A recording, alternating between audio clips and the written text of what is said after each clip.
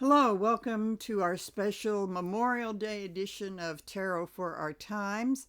This is Sarah, medium on the go, and I hope to have this. Well, I will have this up this evening, which will be the time when most people are done with the picnics and all. Although we had terrible weather, all the other Memorial Day stuff and are kind of getting ready to go back to work after the long weekend. I know there are a number of people that have been putting flowers on graves of people that they've lost in the war, in various wars. And it's interesting because the one thing I was thinking of, people do think about the people that made the ultimate sacrifice, but there are those, excuse me, but there are those who made a sacrifice but came back to talk about it. And those are the people that were damaged physically, psychologically, and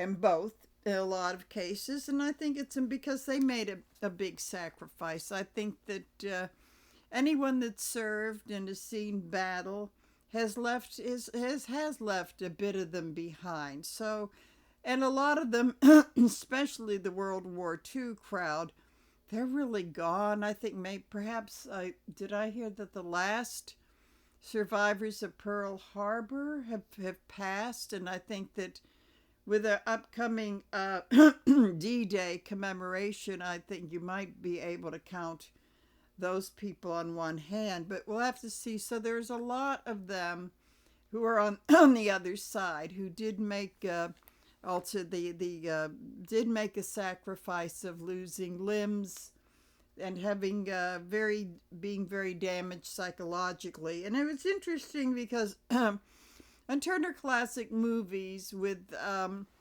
all of the things that all the war movies, I they show two very interesting movies, very, very good movies dealing with this. And first in the morning, they had Pride of the Marines, which is a story, a true story about a young working class man from Philadelphia who was he was a hero of Guadalcanal. And then in the evening was The Best Years of Our Lives, which is a movie I don't think I saw all that long ago, but I felt compelled to see it again. So that was on in the evening to kind of finish the day off. But in The Pride of the Marines, it's a true story of a man by the name of Al Schmid, played by John Garfield. And the interesting thing is that John Garfield wanted to he wanted to enlist, but he couldn't because of his heart condition.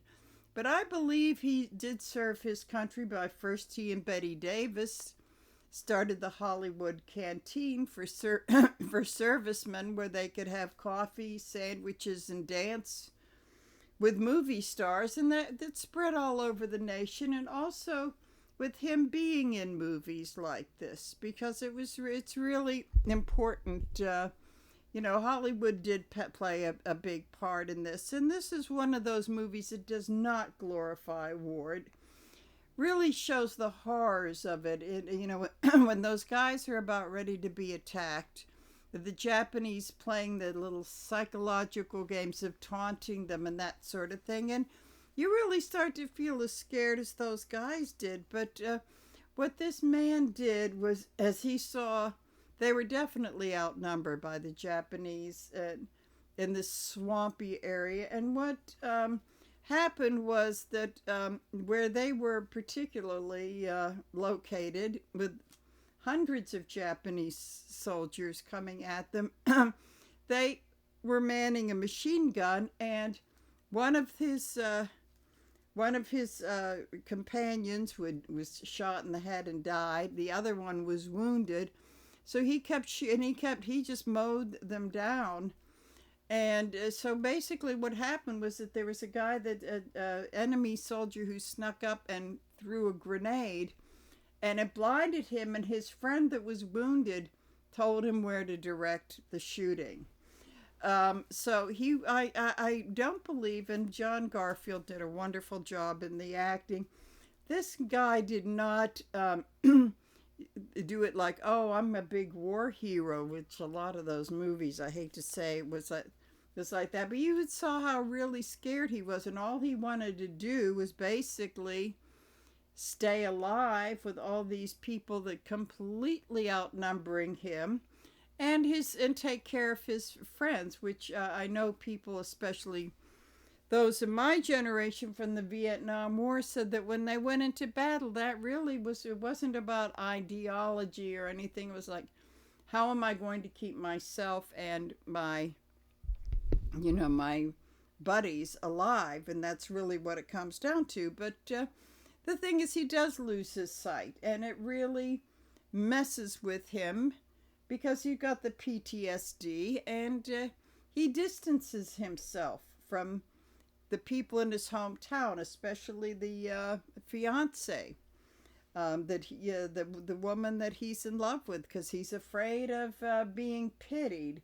And so this comes down to the toxic masculine BS. But I'm sure a lot of women feel that way. They just don't want to feel as though, they want to make sure that the love is real, so to speak. So okay, so the things the things work out, and as they did in real life. But I think you ought to see the movie, and it was released. It's interesting because it was released on VJ Day in 1945 in August. And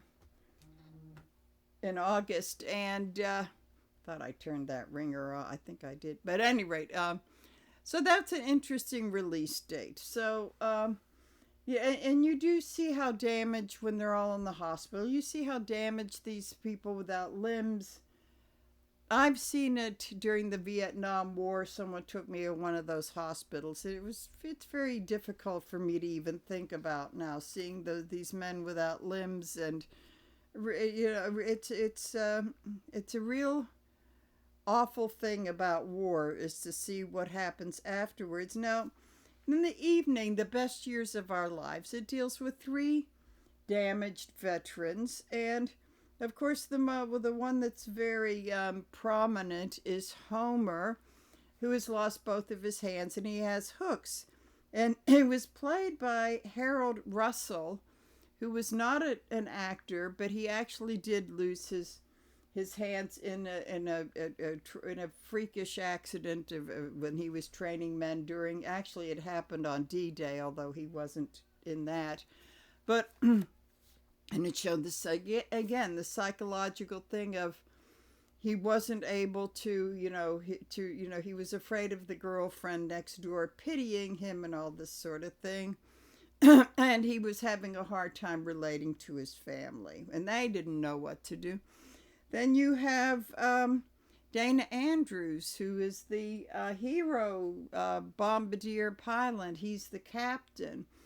And he comes home with a massive amount of PTSD, and had married hastily and is in a very bad marriage and falls in love with someone else. Then we have Fred, the older guy, who I would say he's in his 40s, because he's been married for 20 years. So they have children that are, the one kid, the boy is probably still in high school, and the girl is probably 19, 20 years old. And he's got a steady job at the bank, but he's you can see he's an alcoholic. That first night when they're all out drinking and everything. And so he's cut, and this is the one thing I liked about this, because he comes home with a drinking problem, and but they treat him with a lot of compassion. That's because I believe the man, everybody that was involved with the production of that, they were in that war, and the fellow that played Homer, Harold Russell, actually won the Best Supporting Actor Academy Award, and I think seeing a lot of movies of that year, he did deserve it. I mean, it was incredible, but because he probably experienced that. So you've got these very damaged people. But the whole thing with both of these movies is, you don't want to get into the whole try thing of, oh, love conquers all.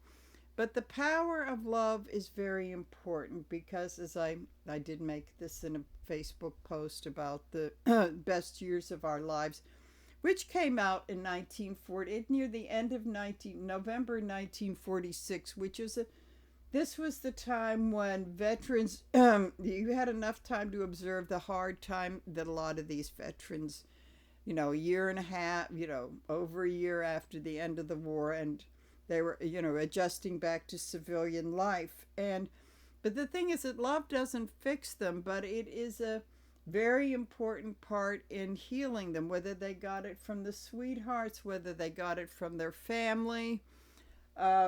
It's interesting because Hoagy Carmichael, who is a wonderful pianist and a composer, he wrote Stardust and a lot of other great stars. He's kind of like the Greek chorus in this movie. He's sort of like the calming element who tells the different people what's really going on with them. He plays Homer's uncle, Uncle Butch.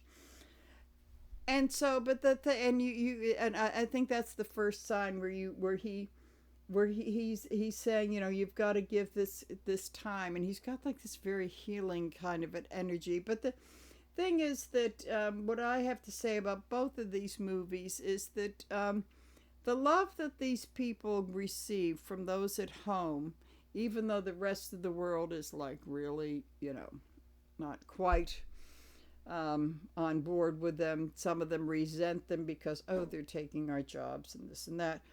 But the love that the people have, the family, the sweethearts, all of this, it really comes down to it helps them make it through the day. That's the important thing. It's not like, oh, the music comes up and it's just so wonderful and they're all better, because you can see that they've got a long road to go. Now, things resolve itself with Homer and with Fred, who really has a hard time adjusting and in love with the woman, not his wife. All this stuff, it all works, and he's very resentful because there's no real place for him, he feels. And to see how these things got kind of get worked out, I urge you to see the movie. It's like both of them highly available. But it shows them kind of like on the road, on the right path. Homer's he's a real tough one because losing both of his hands, things work out, but it's something that you should see. But the whole thing is that it's part of the healing process, but not necessarily the fixing, which I think for a movie from 80 years ago where they lived happily ever after is very unusual, and probably why, I mean, a lot of comments on Facebook, they said, it's the greatest movie ever made. And I can see, I hate to say any particular one is, but I say it's really up there. So these people are all on the journey of the moon. And it's not only these people, the guys that came home, and the women too, but it's also the family members they don't quite know how to deal with these people. You've got Fred with the alcoholism, and his wife is just so patient. But she does rule with a little bit of a velvet glove. And, when the movie ends, that's not resolved. But he's thinking about it, and maybe that's all that you can expect. And you can say, okay, in a couple years he's going to be going to AA meetings, fingers crossed, all this sort of thing. So they're all on the journey of the moon. I mean, they're coming from some very, very dark places. And the thing is that the whole thing with the portion of the moon and the sun, it's weird because a lot of it is tied up with the masculine energy of coming home from the war and the pride that these guys feel like we can't show that we're weak by asking for help or even love. And then realizing that they kind of hit their bottom and realize that they really have to let go of the part of letting go of the war And you've got that great scene with Dana Andrew and those empty bomber planes that are about to be scrapped. And part of it is like facing up to the past, but realizing you've got to let go or recycle, like they're going to recycle the plate, recycle it. And a lot of it is recycling that masculine energy of the sun and letting the light shine on the moon, the feminine energy of the moon, and allowing themselves to be vulnerable. And so to bring us to the present time, there's a very, I'm looking at my notes. Okay, I would hate to forget this. Okay, so to bring us to today and what all of this means, because what these guys went through in Korea, I mean, Vietnam, deserts, you can name all of them. These guys will have the same, the women will have the same stories. Like Tammy Duckworth, without a leg, who lost her legs. And she must have gone through a lot of this sort of thing before she decided, I can make a difference and go to the Senate. You've got, and is a Democrat, thank God. But to bring us and this is not the end of them. This is kind of like the middle of the movie. And I have mentioned this before. There is the scene where Dana Andrew Fred is back in the drugstore and behind the soda fountain, which he said he would never do. And Homer's come in to say hello to him, and he very skillfully eats the chocolate sundae with his hooks. He's really, really got learned how to do that. And then you've got this guy played by Ray Teal, and he was in a lot of TV stuff, a lot of westerns, I think. Now he comes in and he's the fascism that never dies. And the weird thing is that he looks like Fred Trump. He really, with the mustache and this whole thing, because Donald just didn't grab that out of thin air. Okay. And he tells Homer that it's a shame that he had to lose his hands for nothing. Because in the movie, Homer loses them from a fire on board the ship because he was in the Navy. And he basically called them suckers and losers. You get goosebumps because this movie from almost 80 years ago is like, oh my God, this is what Donald Trump has said. And the regards and even in the speech, inappropriate speech today, he just kind of used them as a segue into the airing his own toxic grievances. So this brings us into today, saying, in a way, it should bring a little comfort in knowing, like, this whole thing isn't new. It isn't new.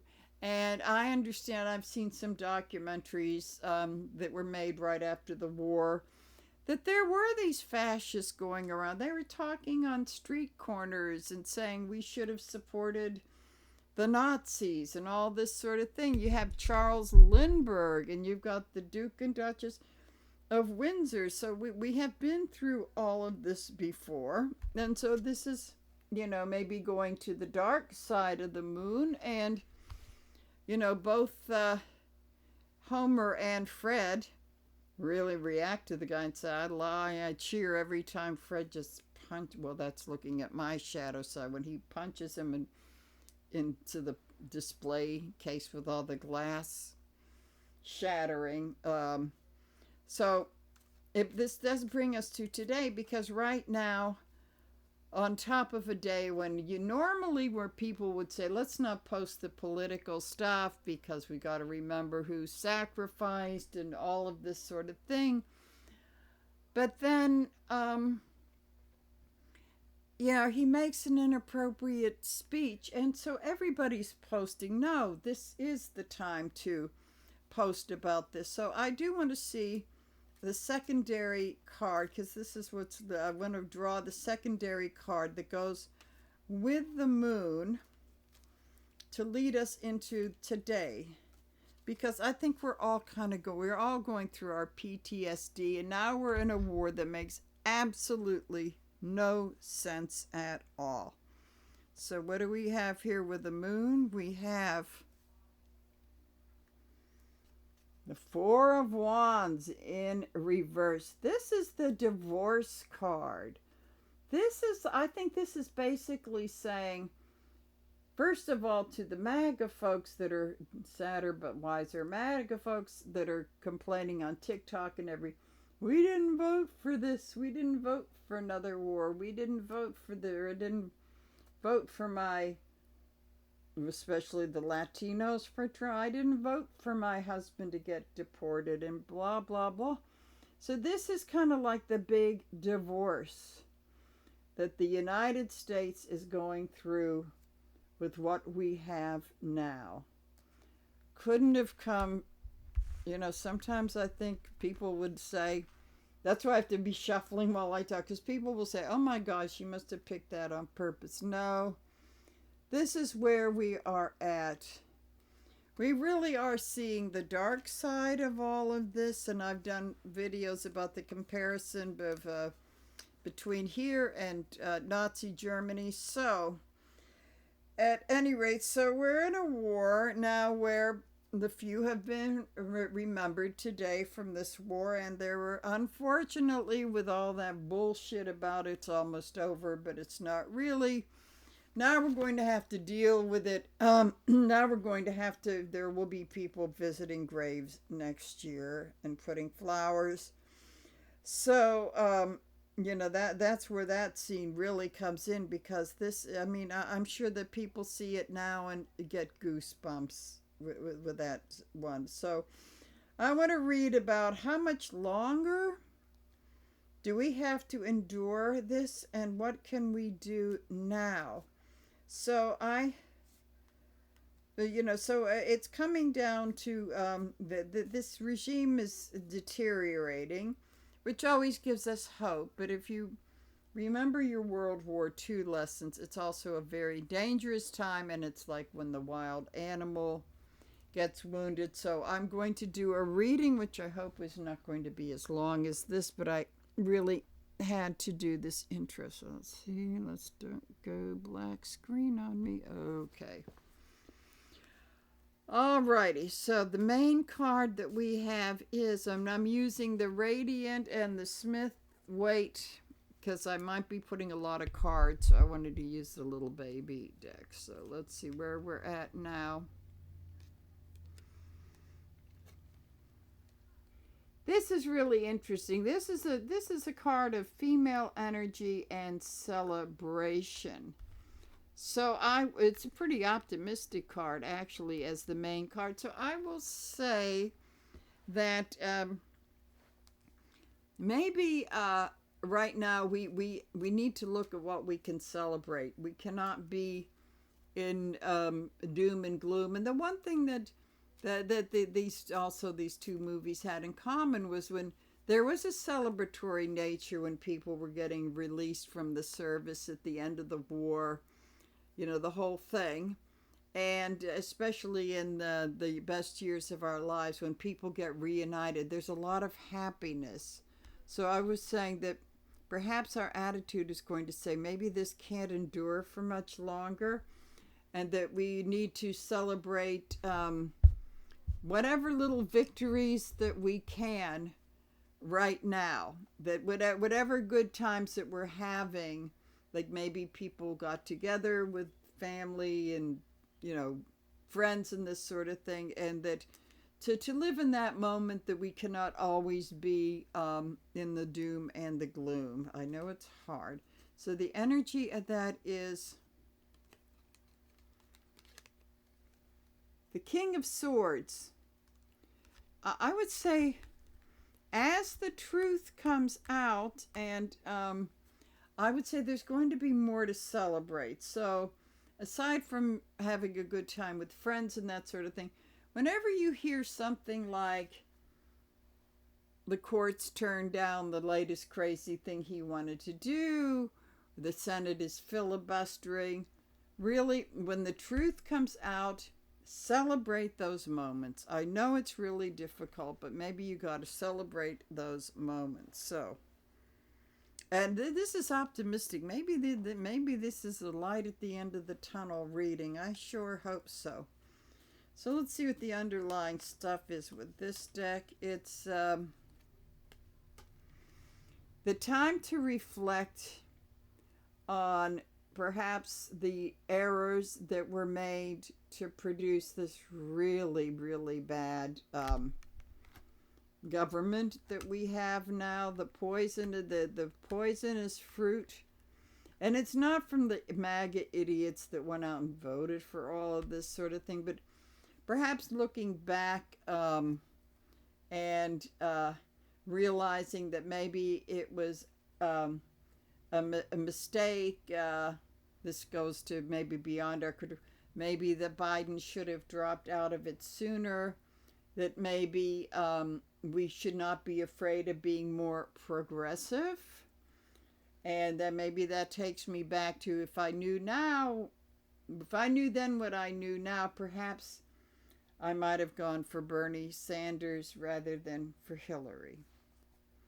I know a lot of people have said that. And it's also for those of us in Pennsylvania 4 years ago that voted for John Fetterman over Connor Lamb. Boy, are we kicking ourselves. So it's to examine this. And the Fetterman thing shows us that that's the left wing of the, although he's gone to the right, but I'd say that's the progressive wing of that bird that went for the hoodie and the bullshit. And he did have a fairly decent record as lieutenant governor, but maybe going through the shiny stuff of his whole persona, which, as I've said in previous we have to look at that. Then we have,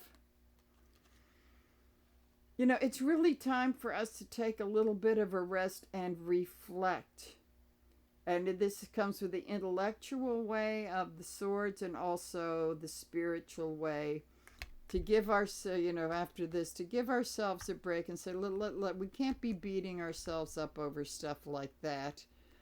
Let's just learn from them, reflect, and because then we get up to fight another day. Then we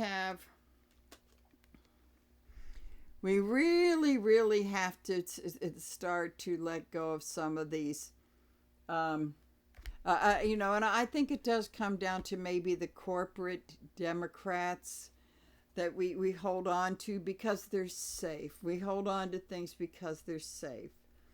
Maybe that's why some people found Bernie Sanders scary because he was a little bit to the left, although maybe we all knew we agreed with that 100%, but it was too scary because we thought maybe he couldn't win.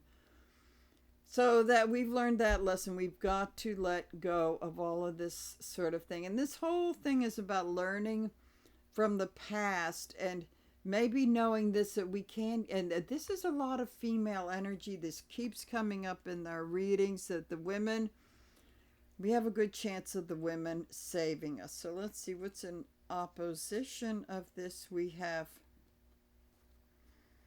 our good friend, the High Priestess.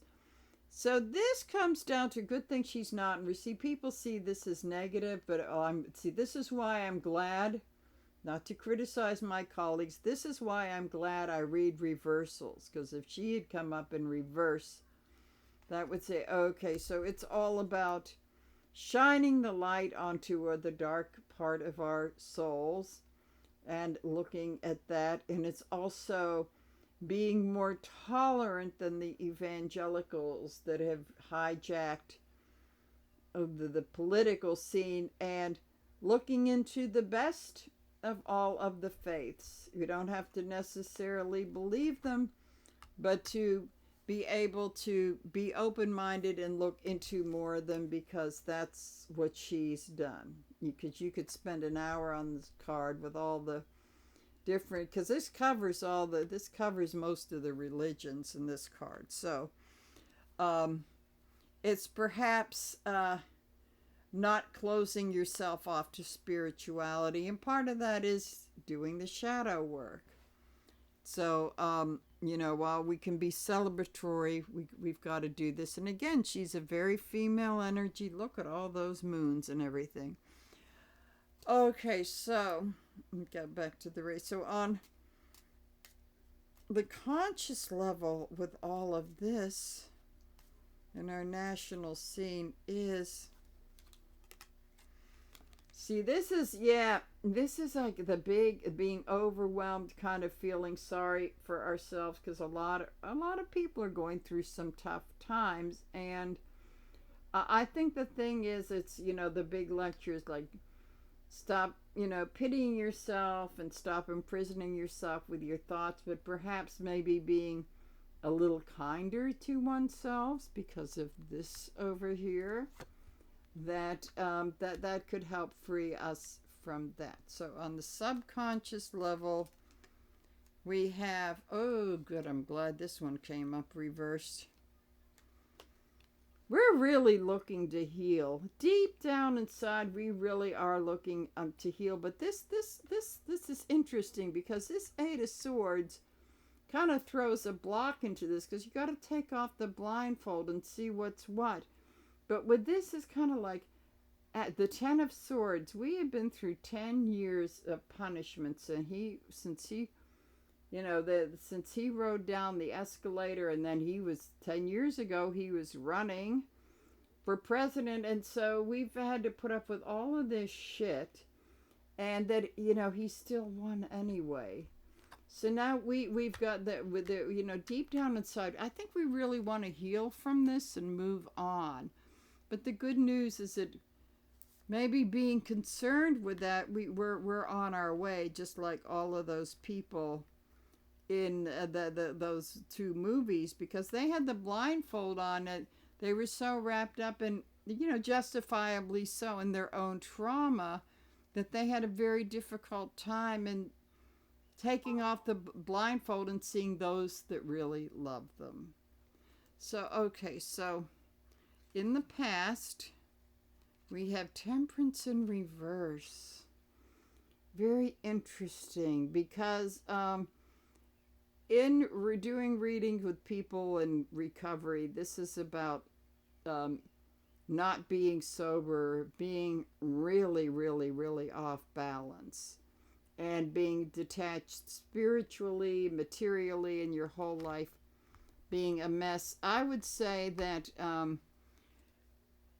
it's at the beginning of all of this, I think it's really thrown people off balance. And I will say that I think that with things being as rough as they are, that people probably have turned to alcohol and drugs or gambling or whatever helps them through the night. So that gets us back to the Frederick March character in The Best Years of Our Life. This 40-year-old man was a sergeant, and he was in the infantry. He saw battle.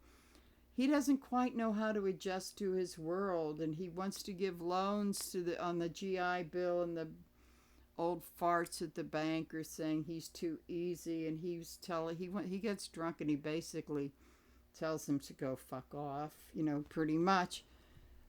So, people have been struggling with this. This is definitely people from Vietnam came home totally addicted. So we're dealing with that and what people do to self-medicate. So this is a word to the wise. That's not the answer, but some people need to go through it and hopefully get themselves into recovery. So that is in the past. That's the beginning of all of this trauma.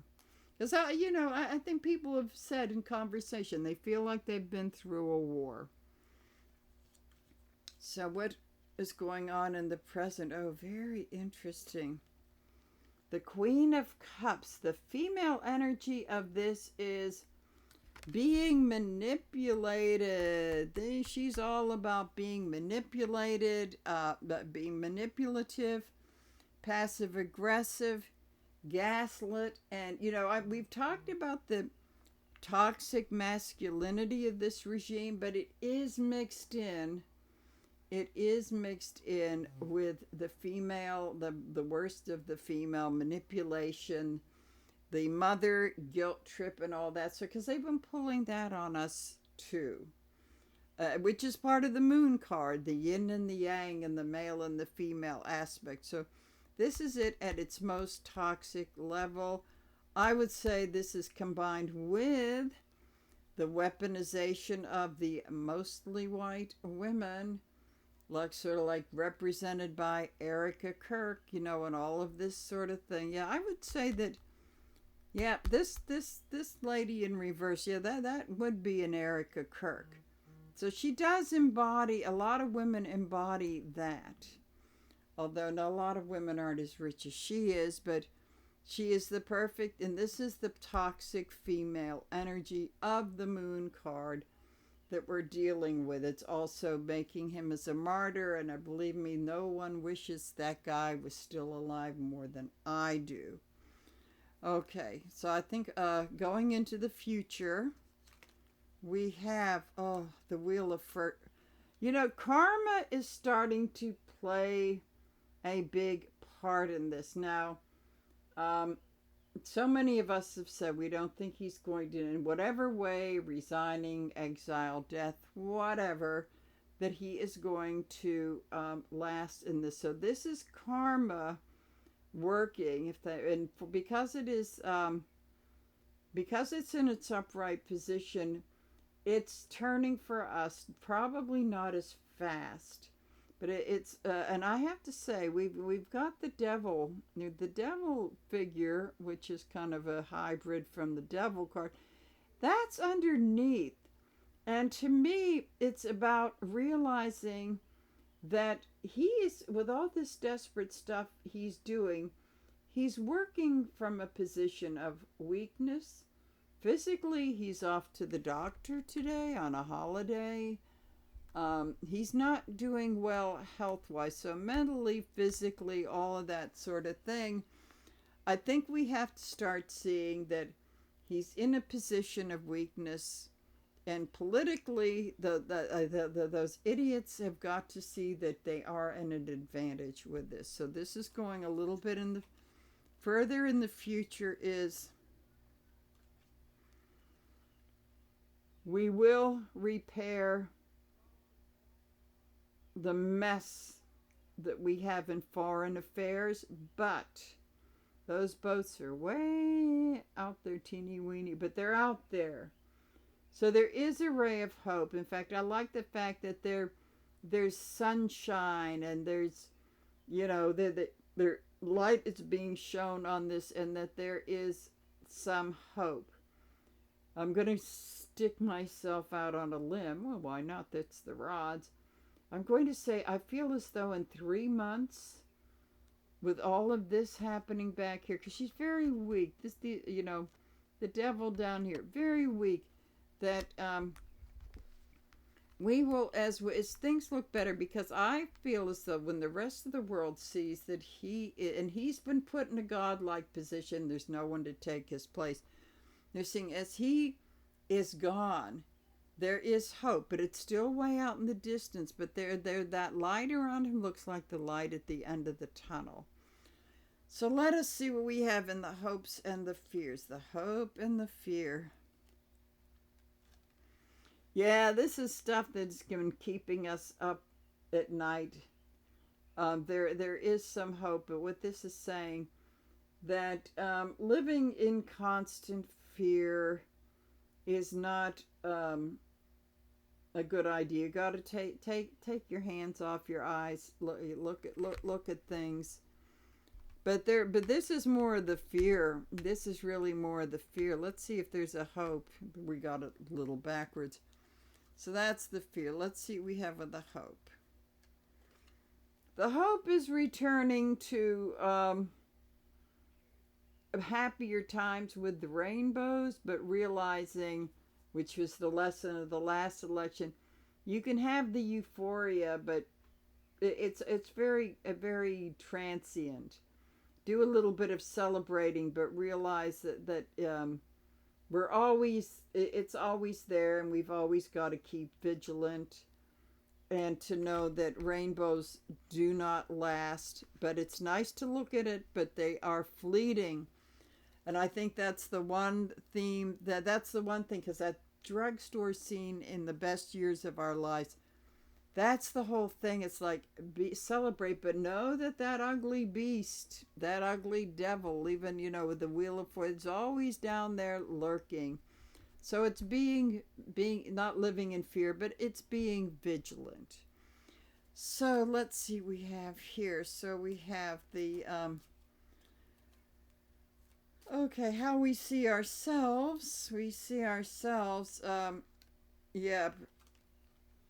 Again, this is interesting that we are in the shitter with the rest of the world. We truly are, and that it is not a very optimistic. And also, I would say that it's gotten to the point where I've heard that, even going overseas now, if anybody can afford to do that, that the Europeans have kind of lost patience with Americans, and you may have to prove yourself innocent from the guilt they're going to assume. That's part of the. Okay, so it is the whole thing of like you're just feeling isolated. This is what's saying, feeling isolated from the rest of the world. So the rest of how they see us is,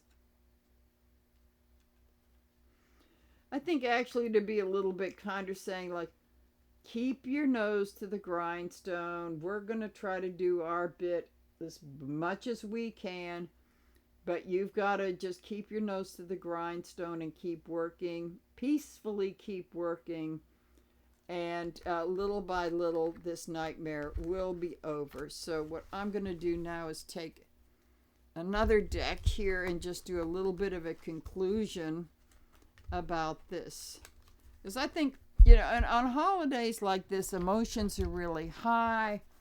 I lost a relative in the Afghan war 15 years ago. People are emotional about who they've lost, and it's especially, I can tell you personally, it's especially emotional when it happens in either as a direct result of a war or indirect. So to conclude with a fresh deck, we have, oh, that's good. As this comes to an end, there's kind of hope for health of our country and prosperity. Maybe what the whole thing is, I'm going to take because Pentacles can be both money and health, but I'm going to take this by saying that perhaps we're healthier than we realize. The way the system was set up by the founding fathers, that in the end, and that we've got the strength. It's like, don't be sitting any elections out. That it's up to us, and it's up to us to take care of our own health. To restore the health of this country. So then the energy of that is, it's tough doing that while we feel like we're left out in the cold. These cards almost seem to contradict ourselves, but it's kind of like, keep your own house in order, and knowing that perhaps we will get through this. I think there's a lot of hope in this reading. So we have, this is the card for Trump, the Emperor in reverse. Not only is he the tyrant, but he's getting weaker. He's getting weaker physically, psychologically. I got that. Just pull a couple more cards here. Oh, goody, goody. Thank goodness this is in reverse. This has been a real heartbreaker. I actually believe that a lot of people still haven't gotten over the shock of the election. We're still in November 6, 2024. But the fact that this is in reverse is that it means that they're still there, but the gravity is pulling them out, and we will make it through the storm. But so this is Yeah, this is the loss. Those swords are going to come out, maybe not as fast as we want them to. It's in the process. Okay. Everything's in the process. Then it's about the Eight of Cups is, yeah, it's like when you can walk away from the drama. And we are going, actually, we have on the 31st, we have our blue moon, the full moon, second of the month. It's walking away from the drama, and it's perhaps going to being with the friends and family that we really care about a lot. What else do we have here? Yes, for a while it's going to feel like that boat is stuck in the sandbar, that we're not going anywhere. But I would say perhaps that's an illusion. But this is the way it's going to feel, because it's going to feel like they keep getting away with more and more stuff. But let's see what comes after this. Yep, we will. Yeah, it's going to be. We will be having to fight, but the thing is to fight smart. And to know that you're on the higher ground, and that okay, so that gives a little bit of hope. But it's still a struggle. I know it's exhausting. That's why the Three of Cups at the beginning saying you need to take a little time to celebrate. And for the conclusion is it's very important. Like we all, love our alone card time. Don't get too carried away. But it's about the Hermit in reverse is feeling like, oh, I'm really alone. No, you're not alone. So it's about reaching out. So I would say that to conclude this reading, that we are pretty much in going through with some of these people, and that I've spoken about these characters, and some are true stories. I would say a lot of them are based on, like with the second movie, Homer is the true story. Slightly different scenario, but the true story. But these people were based on what people have gone through, because the people that made the movie went through that themselves. The director, and I should have written his name, sorry, I think it was Weiler, but I'm not sure. But at any rate, so that's what we're going through. But I think the thing is to realize that there are those around us that we are feeling the love, whether it's friends, partners, parents, whatever. The thing is to maybe make ourselves a little bit more vulnerable, and just not shut ourselves out.